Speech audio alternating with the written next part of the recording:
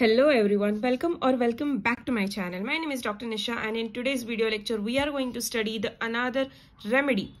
This remedy is the second most remedy of the final year students. ठीक है, ये final year की जो है ना सेकेंड मोस्ट बहुत इंपॉर्टेंट रेमेडी है. 5 मार्क्स के लिए आता है इसका की नोट सिम्टम. ठीक है, तो ये हम लोग आज पढ़ेंगे in detail. Right, so let's start with the remedy that is abies nigra. Last time हमने जो पढ़ी थी वो थी एबिस कैनेडेंसिस.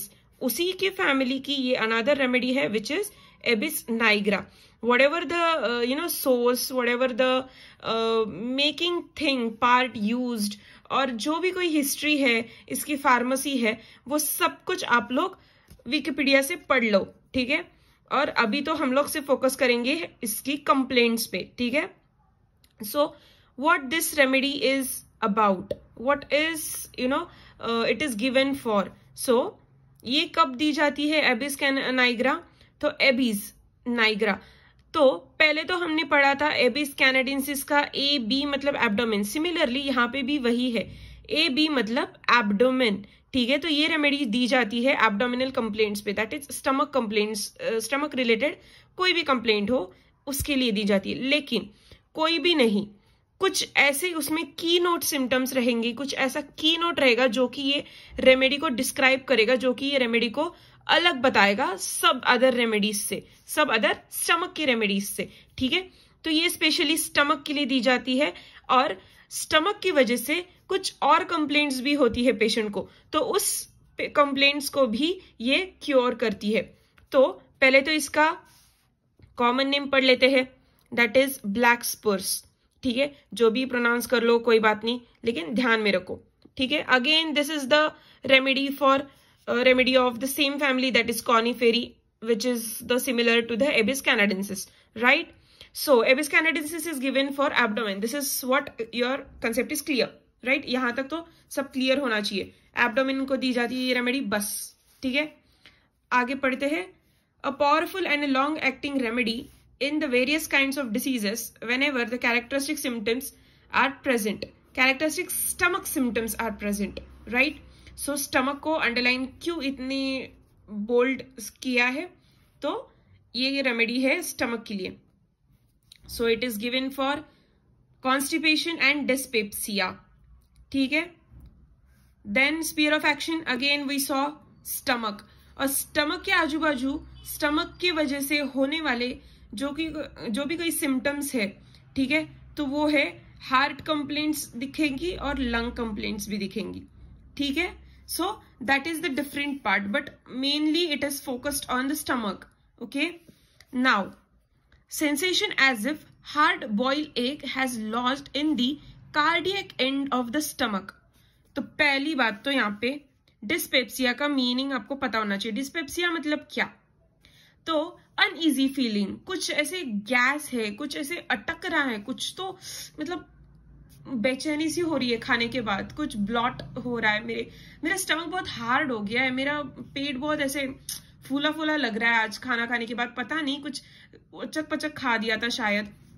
ऐसे जो फीलिंग होते हैं, ऐसी जो बेचैनी सी रहती है खाना होने के बाद पेशेंट को, so that is counted to be the dyspepsia.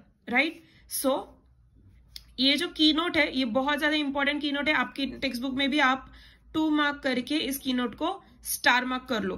This is the most important key note of abies nigra which is asked for 2 marks और it is asked for MCQ.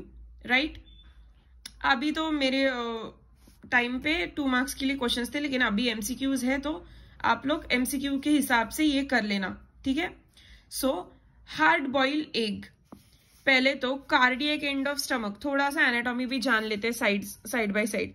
So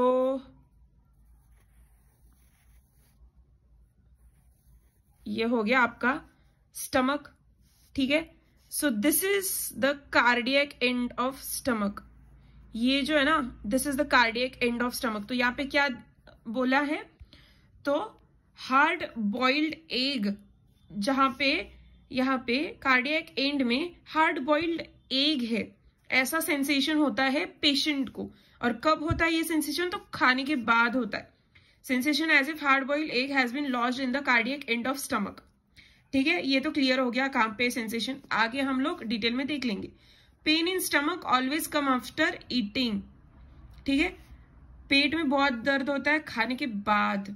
okay, wakeful and restless at night with hunger.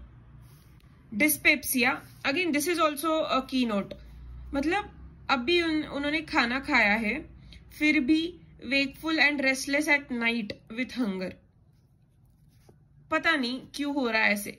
ठीक है, आगे देखेंगे। Dyspepsia, dyspeptic troubles of the aged after abuse of T और tobacco.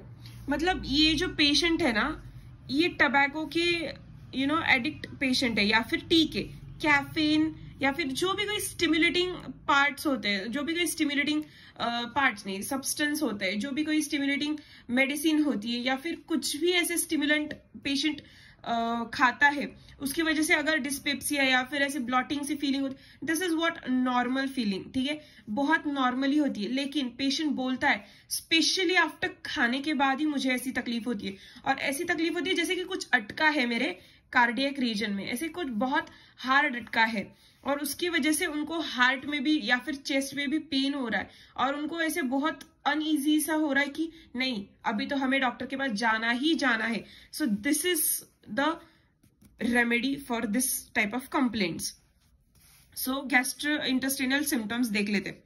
Aged मतलब थोड़े से जो टबैको खाने वाले पीपल रहते हैं, जो हम लोग बोलते हैं ना थोड़ा बुढ़ापे की ओर जाने वाले people, that is the aged people, not गए हुए 60s में, लेकिन अर्ली 60s में। Okay, so gastrointestinal symptoms are, this is the grand remedy in the dyspepsia specially of the aged, habitual to excess tea and tobacco. बहुत ज्यादा T और tobacco के people जो रहते हैं उनको ये रेमेडी सूट करती है। It is generally given to the like mentals, देखो अभी इसके, low spirited and dull and have wakeful nights. ठीक है, सो अभी यहाँ पे कैसे दिया है इन्होंने, पर्टिकुलर्स में ये दिया। So you are going to write this as mentals separately in your notes. जैसे मैंने आपको बताया था पहली वाली रेमेडी में कि आपको नोट्स कैसे निकालने हैं, सिमिलरली आपको नोट्स ऐसे निकाल के लिख देने हैं साइड में। ठीक है, then it is the most characteristic symptoms of Abies canadensis, the sensation of it as if hard-boiled egg in the lodged in the cardiac region of the stomach. This is the main symptom. Then, feeling as though he has swollen some indigestible things and stuck in the stomach. कुछ ऐसे खाई है उन्होंने चीज और वो अटक गई है, ऐसे उनको सेंसेशन होता है। सो ये सेंसेशन में आप लोग लिखोगे, this is come again in the location, then this are the mentals. ठीक है, ऐसी आपको पढ़ाई करनी है। Then severe pain in the stomach and feel after the eating, this is what modality. So ये बन गया आपका complete symptom. So location cardiac and sensation as if कुछ तो बॉइल्ड एग अटक गया है, देन मोडालिटी आफ्टर ईटिंग। ठीक है, total loss of appetite in the morning, this will also come after the come in the modality again, but great craving for food at noon and night. ठीक है, then dyspepsia with functional heart complaints. Dyspepsia with functional heart complaints, what it will be? तो ये हो गया आपका concomitant. Fine. Now the chest complaint. Pain sensation as if something were lodged in the chest. क्यों pain sensation हो रहा है? क्योंकि ये कार्डियक एंड है ना, तो ये आधा तो चेस्ट में चला जाएगा। ठीक है, जो भी कोई खाना खाएंगे ना तो पेट आपका अपलिफ्ट हो जाएगा, तो अपलिफ्ट होने के बाद ये जो सेंसेशन है ये आपको लगेगा कि चेस्ट में हो रहा है। तो पेशेंट मोस्टली आएगा पेट पकड़ के नहीं, चेस्ट पकड़ के आएगा, लेकिन डॉक्टर इतना इंटेलिजेंट होना चाहिए कि उसने एक झटके में पकड़ लेना चाहिए कि उसका पेट दर्द हो रहा है या फिर चेस्ट दर्द हो रहा है। ठीक है, so this is due to the again stomach complaints. ठीक है, तो उसको क्या और कंप्लेंट हो रही है चेस्ट में, तो फुल्ली एक्सपांडेड लग रहा है उसका चेस्ट। फिर sharp cutting pen in the hearts action is heavy and slow and cardiac tachycardia. हम लोग बोलते हैं ना कुछ बेचैनी सी हो रही है तो हार्ट बीट बढ़ जाती है, this is what the complaints are. फिर dyspnoea worse at the lying down, straight अगर लाई डाउन करेंगे तो ऑब्वियसली प्रेशर बढ़ेगा, प्रेशर की वजह से उसको डिस्निया होगा। ठीक है। Then water brashes succeeding after cough and cough worsen, बहुत ज्यादा कफिंग होगा और उसके साथ ही वाटर बैश होगा। तो अभी देखो ये 7 नंबर याद में रखो, पहली तो chest, then heart and stomach. तो स्पीयर ऑफ एक्शन कैसे है इसका, तो चेस्ट पे होगा, हार्ट पे होगा और स्टमक पे होगा। So this 7 number you have to remember for sphere of action. A B you have to remember for abdominal complaint, ये उसका की नोट है, ठीक है। ब्लैक स्पर्स, अभी ये ब्लैक है और यहाँ पे सेंसेशन क्या दिया गया है, तो हार्ड बॉइल्ड एग की तरह लगता है अटका हुआ। तो हार्ड बॉइल्ड एग, तो एग कौन से कलर का रहता है, तो व्हाइट कलर का रहता है। तो ध्यान में रखो, एबीज तो आपको याद रहेगा, एब्डोमेन की कंप्लेंट है, वो भी कुछ अटका हुआ, क्या, तो अंडा अटका हुआ। तो अंडा कैसा होता है, व्हाइट कलर का होता है, इसलिए उसका कॉमन नेम याद रखने में आपको इजी रहेगा, ब्लैक स्प्रूस। क्योंकि आपको 400 रेमेडीज याद रखनी है, तो आपको कुछ ना कुछ जुगाड़ करना पड़ेगा आपको ये सब कुछ रिमेंबर रखने के लिए। सो ब्लैक का अपोजिट व्हाइट होता है, so white as if egg, so black spurs like of white egg. So that's it, this was the remedy for today and I hope you like this video. If do, then do like, comment and share. Also consider subscribing to my channel. Thank you.